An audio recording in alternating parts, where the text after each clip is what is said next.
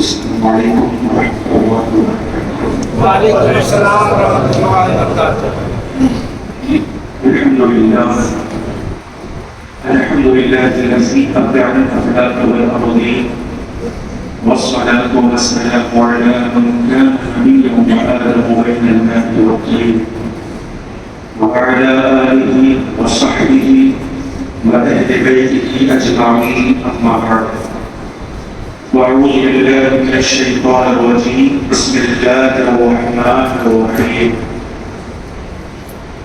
من يطع الرسول فقد أطاع الله، آمنت بالله صدق الله مولانا العظيم۔ دونوں شریف نذرانہ انداز غلامانہ پیش کر لیں، پڑھے اللہ سیدنا مولانا محمد وعلى آل محمد كما تحب وترضى أن يصلي عليه صلاة وسلام عليك يا رسول الله وعليك يا حبيب الله صلى الله تعالى عليه وسلم۔ خوف نہ رکھ رضا ذرا، تو تو عبد مصطفیٰ، تیرے لیے امان ہے، تیرے لیے امان ہے۔ میں اس کے اعلیٰ حضرت کے پربہار موقع پر عالم اسلام کے جملہ سنی صحیح العقیدہ مسلمانوں کو مبارکباد پیش کرتا ہوں اور دعا کرتا ہوں کہ اللہ پاک میزان اعلیٰ حضرت سے تمام سنیوں کو مبارکباد۔ آمین آمین۔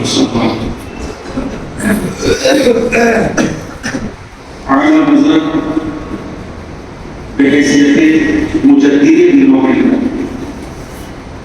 اعلیٰ حضرت بحیثیت عاشق رسول، اعلیٰ حضرت بحیثیت محب سادات، اعلیٰ حضرت بحیثیت محافظ ناموس رسالت، اعلیٰ حضرت کیا ہے اور کیوں اعلیٰ حضرت کا لوگ ذکر کرتے ہیں اور کیوں اعلیٰ حضرت کو لوگ دل سے مانتے ہیں اور دل سے چاہتے ہیں، آخر اس میں وجہ کیا ہے؟ تو اس کی وجہ صرف اتنی ہے کہ اعلیٰ حضرت نے پوری زندگی عشق رسالت میں گزاری ہے، اعلیٰ حضرت نے پوری زندگی ناموس رسالت کی حفاظت فرمائی ہے، اعلیٰ حضرت نے پوری زندگی نسبت رسول کا احترام فرمایا ہے۔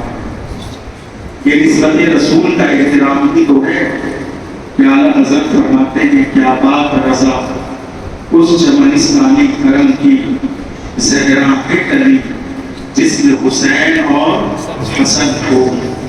یہ نسبت رسول کا احترام ہی تو ہے کہ اعلیٰ حضرت فرماتے ہیں تیری نسل پاک میں بچہ بچہ نور کا، تو ہے اہل نور تیرا سب گھرانہ نور کا۔ یہ نسبت رسول ہی تو ہے کہ اعلیٰ حضرت فرماتے ہیں مشکل حل کر شہ مشکل کشا کے واسطے کربلائیں رد شہید کربلا کے واسطے۔ یہ نسبت رسول کا احترام ہی تو ہے کہ اعلیٰ حضرت فرماتے ہیں یا الہی دو جہاں میں خادم آل رسول اللہ کر حضرت آل رسول مقتدا کے واسطے۔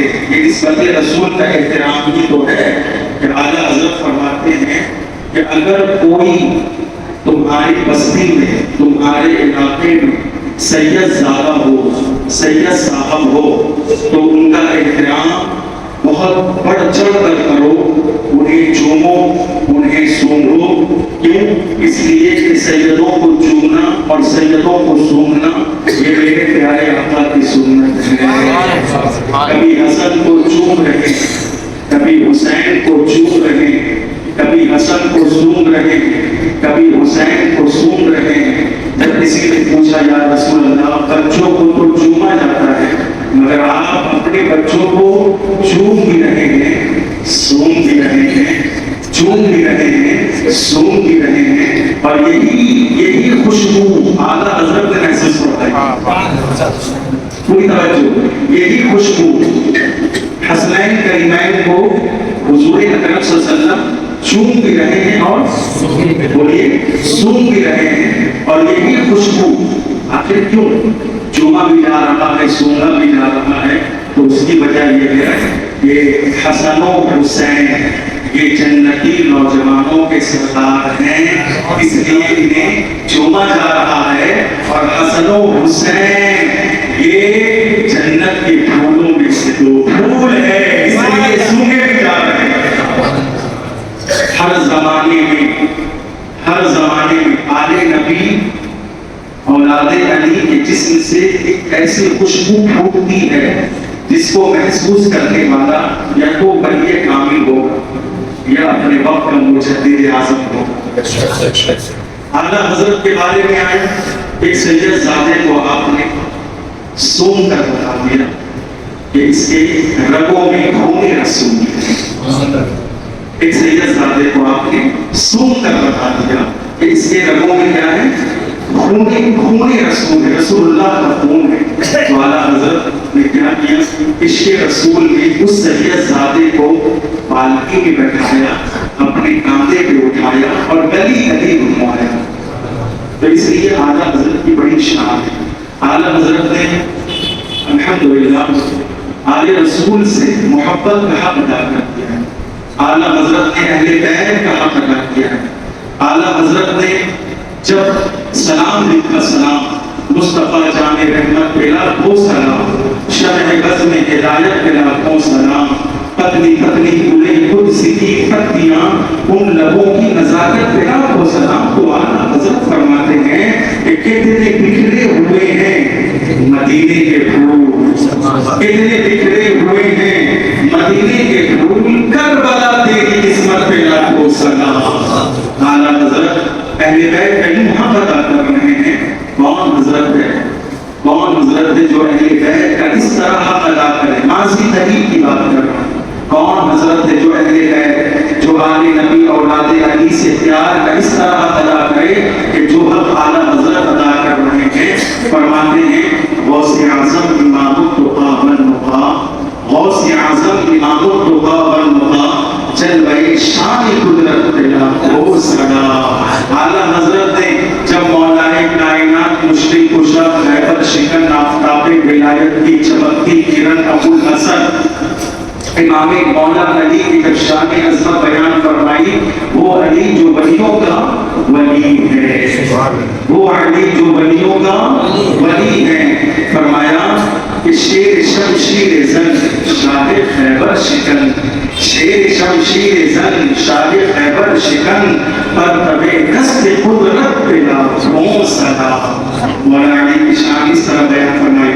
پھر وہی اعلیٰ حضرت جب سیدہ طیبہ طاہرہ مجتہدہ معلمہ مصنفہ زہرا بطول مادر حسنین کریمین نجیبین شہیدین سیدوں کی ماں کی بارگاہ میں جب خراج عقیدت پیش فرمائی تو وہ روح اعلیٰ حضرت سیدہ فاطمہ طیبہ طاہرہ، سیدہ فاطمہ طیبہ طاہرہ، جان احمد کی راحت پہ لاکھوں سلام، جان احمد کی راحت پہ لاکھوں سلام۔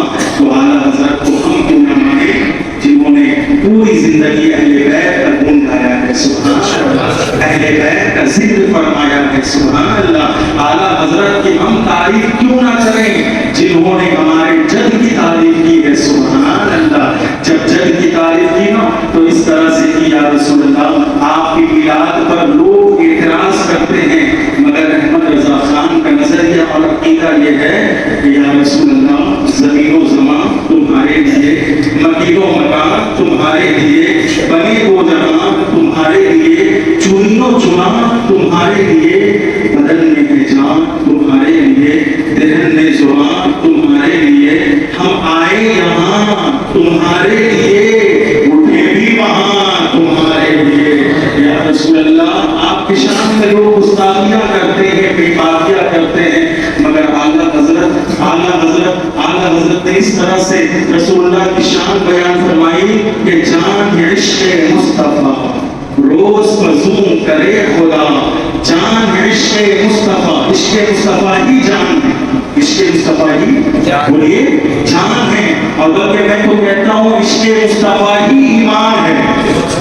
عشق مصطفیٰ بڑی نعمت ہے، عشق مصطفیٰ بڑی نعمت ہے، لوگوں اپنے ہاتھ سے جانے لگو، اس نعمت کا احترام کرو، بڑی نعمت ہے، کیونکہ جسے رسول اللہ سے پیار ہو جاتا ہے وہ رسول اللہ کی نسبت کا احترام کرتا ہے، جسے رسول اللہ سے پیار ہے وہ رسول اللہ کی نسبت کا احترام کرتا ہے، چاہے وہ نسبت صدیق اکبر کی صورت میں ہو، چاہے وہ نسبت رسول عمر فاروق کی صورت میں ہو، چاہے وہ نسبت رسول عثمان غنی کی صورت میں ہو، چاہے وہ نسبت رسول طلحہ کی صورت میں ہو، زبیر کی صورت میں ہو، عبداللہ کی صورت میں ہو، عبید الرحمن کی صورت میں ہو، چاہے وہ نسبت رسول صحابیت کی صورت میں ہو، جسے رسول اللہ سے پیار ہو جاتا ہے وہ اسی طرح کہتا ہے کہ اہل سنت کا ہے بیڑا پار، اہل سنت کا ہے بیڑا پار، اصحاب حضور نجم ہے اور نام ہے فکرت رسول اللہ۔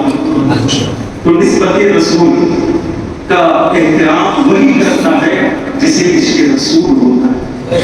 عشق رسول بڑی نعمت ہے، بڑی نعمت ہے، میں کہتا ہوں میں بڑی ذمہ داری سے کہہ رہا ہوں، اور میں چونکہ صحیح نسب سید ہوں اسی لیے مجھے کہنے کی اجازت دی جائے، مجھے کوئی روک نہیں سکتا کیونکہ میں علی کی اولاد ہوں، اور الحق مع علی وعلی مع الحق، حق علی کے ساتھ ہے، علی حق کے ساتھ ہے، اس لیے مجھے کہنے کی اجازت دی جائے۔ یاد رکھیں اگر کوئی سید ہے، صحیح النسب بھی ہو، سید ہو، آل نبی اولاد نبی ہو، اور وہ عشق رسول سے محروم ہوں تو دنیا اسے بھول جاتی ہے۔ میں بڑی ذمہ داری سے دنیا اسے بھول جاتی ہے۔ کوئی اگر عالم ہے، عالم دین، میں عالم دین ہوں، اس لیے مجھے کہنے کی اجازت دی جائے، اگر کوئی عشق رسول سے محروم ہے وہ بڑے علامہ ہو جائے، بڑے نقاد ہو جائے، بڑے حقاق ہو جائے، بڑے مبلغ ہو جائے، دین کی بڑی تبلیغ کرنے والا ہو جائے، بڑی بڑی کتابوں کو لکھنے والا ہو جائے، لیکن دنیا اسے بھی فراموش کر دیتی ہے۔ کوئی اگر قاری قرآن ہے، حافظ قرآن ہے، مجدد ہے، لیکن عشق رسول سے اگر محروم ہے تو دنیا اسے بھول جاتی ہے، دنیا اسے فراموش کر دیتی ہے۔ لیکن ہاں کوئی اگر سادہ انسان ہے، وہ عالم بھی نہیں، وہ حافظ بھی نہیں، وہ قاری بھی نہیں، وہ مسجد کا امام بھی نہیں، سادہ انسان ہے، وہ دارالفتہ کا مفتی بھی نہیں، سادہ انسان ہے، وہ دارالقضاء کا قاضی بھی نہیں، وہ سادہ انسان ہے، وہ سادہ انسان ہے، اسے کوئی نہیں پہچانتا، نہ علاقے والے پہچانتے ہیں، نہ محلے والے پہچانتے ہیں، نہ بستی والے پہچانتے ہیں، نہ دریا والے پہچانتے ہیں، وہ بالکل سادہ انسان ہے، مگر جو ہی اس نے عشق رسالت میں کھڑا ہوا، لبیک کہا اور کسی گستاخ کا سب قلم کر دیا، یا کم سے کم گستاخ رسول پر بولنے کی جرأت اور جسارت کی، تو دوسرے دن ہی سے وہ چرچے میں آ گیا، وہ چرچے میں آ گیا۔ یہ چرچا کیوں ہو رہا؟ وہ عالم تو نہیں، وہ امام تو نہیں، وہ سید زیادہ نہیں، مگر پھر بھی وہ چرچے میں کیوں ہے؟ اس لیے چرچے میں ہے کہ اس کے دل میں عشق رسالت ہے، وہ عاشق رسول ہے۔ اس لیے میرے بھائیو، اگر آپ چاہتے ہو کہ آپ مقبول ہو جاؤ، آپ اگر چاہتے ہو کہ آپ مشہور ہو جاؤ، تو کچھ نہیں، آپ دیکھیں علامہ مفتی سلمان ازہری کو عشق رسالت سے پہلے کون جانتا تھا؟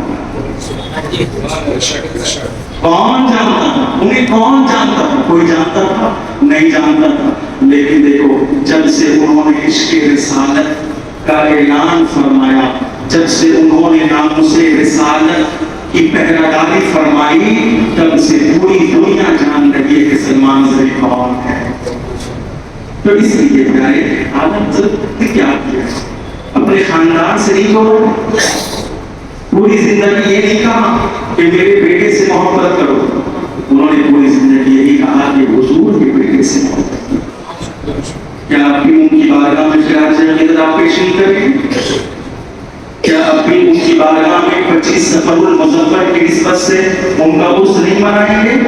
کیا اب بھی ان کی یاد نہیں منائیں گے؟